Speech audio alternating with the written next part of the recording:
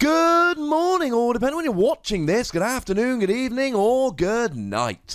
My name is Ross, and as always told, out of Voice Radio. So today, I am delighted, because I get to talk about Umbreon. Umbreon, ladies and gentlemen, is my favourite of all of the Pokemon that evolve from Eevee. Umbreon is my number one, and honestly, I don't have a particularly close number two, because Umbreon's my boy. It might be because the old Umbreon from Majestic Dawn was the first competitive deck I ever made, I don't know. It might be that he looks awesome, which he does. But whatever the reason, Umbreon's my boy. Although if you're more into Espeon, don't worry. There's an Espeon video coming very shortly indeed. Now, the artwork's amazing, but of course we need to worry more about the card than the artwork. So, it is a Darkness Pokemon. That's not too bad. It does mean you get to hit weakness against Dawn Wings Necrozma, which is seeing a lot of play, though very little else, unfortunately. Banette, actually. Banette did pretty well at the World Championships. And with a whole bunch of stuff like Special Charge rotating out, our recovery options are limited, and Puzzle of Time's gone now as well, so maybe Banette will actually see a lot more play with stuff like Zoroark, because the GX attack can recover cars and it's got a good ability and all of that. And maybe not a bad weakness to be hitting. And it does mean you've got Devoured Field, which will allow you to do an extra 10 damage, which is quite nice, to be perfectly honest with you. We see that it's got 110 HP, which is fine for a stage 1, but it's a little bit low. I mean, Tapu Koko's a basic with that amount of HP. We would like a bit more. It's also well in range of being KO'd by a Zoroark. And of course, if you play a Devoured Field, Zoroark won't even need a full bench to KO you. Boo hiss, etc.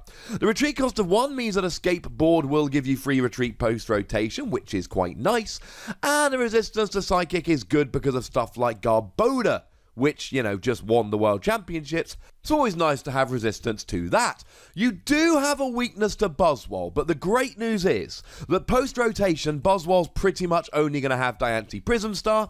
You've got 110 HP, Jet Puncher to 100 with weakness, you are good. Yes, they can use their once per game Beast Energy, but like I said recently with Raikou, if they're using their once per game Beast Energy to take out your Umbreon, I'm perfectly fine with this. Now, it's the attacks, of course, we're largely worried about here, and stop me if you could have seen this coming. It's the lovely David Hochmann. He provides our translation here. Of course he does. Now, before we look at the attacks, we need to just give a quick shout out here to the Energy Evolution Eevee. That's the one from Sun and Moon that should be in the format for at least another year. You attach a basic Darkness Energy to Eevee, you evolve straight up into Umbreon. So as we're talking through Umbreon here, and we've got a single energy attack, which we like quite a lot, do remember that you can use it straight away, and you can drop Umbreon as a proper surprise by just going Eevee, Darkness Energy, hey, now I've got an Umbreon and I've got the energy, let's roll. First attack is the one we like most of all. 1 Darkness Energy, 30 damage if one of your Pokemon was knocked out by one of your opponent's Pokemon's attacks during your opponent's last turn. This attack does 90 more damage. This 30 plus 90 thing seems to be coming up quite a lot lately. We literally saw it with Raikou there the other day. We've got the Shaman from Shining Legends. 30 plus 90 if X is actually something that's coming around a fair bit. Hey ho. Thing is, like we saw with Raikou, 120 is not quite enough damage. Now please don't misunderstand me, it's fine, but it's not amazing. Now 120 damage will get a lot of your non-GXs. We mentioned Tapu Koko earlier, that will go down. Moltres is likely to see a bunch of play in Fire decks, that will go down. And kind of all of your pre-evolutions are going to be going down. So if you're against something like a Curlier, that's going down. Yay! And let's not forget that's actually got resistance, and it's still going down here. But then there's a whole bunch of stuff like Solgaleo Prism Star, which won't go down, and Empoleon and other Stage 2s, which won't go down. Although you might see an increase in play in Lunala Prism Star, and Lunala Prism Star is weak to Darkness, which is quite nice, so at least you'll get a fairly easy standard one-hit KO on that. And if you're hitting for weakness, we're golden. This is a great, great tech against Dawnwing's Necrozma. If you're playing a Psychic deck, Dawnwing's Necrozma is pretty much an automatic inclusion. The ability means you can get it in the active whenever you want, and although the main attack is underwhelming to say the least, the GX attack does 180 damage and gives you immunity the following turn, forcing your opponent to either play a Guzma to KO something on the bench, or just not be able to get a KO. So if you're playing a Psychic deck, you're going to play Dawnwing's Necrozma. That means that Umbreon here steps in and goes, "It's alright boys, I got this." Gets a nice easy one-hit KO for 2 prizes for a single energy on a single prize Pokemon. In that respect, big fan of Umbreon. But if you're not hitting for weakness, essentially, basics, most of them. Stage 1s, a bunch of them. Stage 2s and GXs, no. What is really cool, though, Marshadow just came second in the World Championships in a Malamar deck. And the problem is that hits weakness against stuff like Zoroark. Now, don't get me wrong, Zoroark with a Choice Band can get a return KO on a Marshadow. But so can Umbreon. And actually here, is that not a little bit more fun? Is it not better to be able to just get a one-hit KO here? I think it probably is. I don't want to be leaving a Zoroark in the active so that it can go down the following turn. Especially, we saw in Jeff's list, he played like 3 Marshadow. Well, that means that he's probably going to have an answer to Zoroark. This is great against stuff like that. Outside of hitting for weakness, non-GXs and Marshadow, we are starting to struggle. We're not doing enough damage. And once again, and I'm sorry, but for the next couple of years, you're going to have to get used to me talking about this card, because it's going to keep coming up, and I do believe it's going to be a staple in a whole heap of decks. Shrine of Punishment puts 1 damage counter on each of your opponent's EX and GX between turns. So you can be in a great position here, where you drop a Shrine of Punishment, and then you hit with a Choice Band, a Tapu Lele, for 150. Then at the end of your turn, they take a damage counter, because they're an EX or a GX, and they go up to 160. Your opponent then must find a Field Blower or an alternate stadium that turn. Or waste an Ace Roller or something getting it out of the board, to be honest, off the board entirely. It's not going to be good enough to just get it out of the active. Or they're going to go down to Shrine of Punishments, which means you get 2 prizes at the end of their turn coming into yours. Shrine of Punishment takes a lot of these cards like Umbreon that ordinarily would not quite be hitting enough damage and goes, actually, I got your back. And really, the fact that it's a stage 1 is about the only thing going against Umbreon here. It's for 1 energy.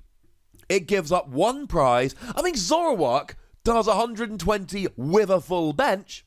This just does 120. Now, of course, you must have had a Pokemon KO'd by your opponent's attacks the previous turn, but that's going to happen quite a lot.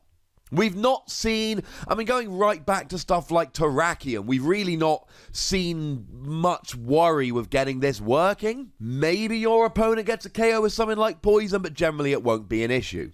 Thing is, Terrakion was great because it hit for weakness, and I really do think that how good Umbreon is will depend on if anything good is weak to dark. If we see Dawnwing's Necrozma and Bayonet seeing a lot of play, you could even just play this with a Rainbow Energy and you'd be golden, and it's a stage 1 and it fits into any deck and it's a great tech. In that respect, it's brilliant. As a Pokemon that hits weakness for darkness type, it's amazing. Outside of that, it's got its uses, and I love the fact that you can pop it in a Zoroark deck and then be taking down a Marshadow in 1 hit. That's awesome. But outside of weakness, I'm slightly less convinced. As for the second attack here, Darkness, Colourless, 60 damage. The one nice thing I'll say about this is, well, 2. Let's say 2 nice things. Firstly, you can use Counter Energy. And secondly, that's only if you're behind on prizes, obviously, with a Choice Band, it'll get a 1-hit KO on a Dawnwing's Necrozma. But it still won't get a 1-hit KO on a Bayonet, which has 190. Although, again, Shrine of Punishments could bridge that gap. I don't think the second attack is a reason to play this. Now, if you're playing it anyway, I can understand why you would use the second attack. But the second attack is not a reason to play it. It's just there. And it's decent. but it's really all about the first attack. In any deck where you're playing Darkness or Rainbow Energy, I think this really does warrant consideration. I think it's kind of fun. It's a stage 1 and HP isn't massive, but if we ever see a format where stuff like Bayonet, Dawnwings, Necrozma, or in fact anything that sees a fair amount of play is weak to Darkness, this is going to be awesome. I'm giving this between 3 and 4 Wassies. We don't give half Wassies, that would be barbaric. It's a tech more than it is a deck on its own, but if you're playing Rainbow or Darkness, this is a great inclusion. I mean, what other non-GX Darkness Pokemon do we have at the moment that we'd rather play over this? And yeah, maybe it wouldn't be anywhere near as good without Shrine of Punishment, but given that that's in the format, I think we'll be alright. But I want to know what you think, ladies and gentlemen. Can you imagine this seeing a lot of play? Do you think it's a good tech against Darkness Weak Pokemon? Or do you think it's just another one of these Pokemon that's destined to not see a huge amount of play? Let me know in the comment section. Go nuts, but do remember the rule, ladies and gentlemen. Be nice. Make sure you like this video, subscribe to this channel, follow me on Twitter at the Wassy, and Twitch for some live action at twitch.tv/PTCGRadio. If you want to support the channel, get some bonus podcasts and all of that, head on over to patreon.com/PTCGRadio, where you can do exactly that. And do be checking out my other channel, Wassy Plays, for some Dragon Ball Super and Transformers TCG action.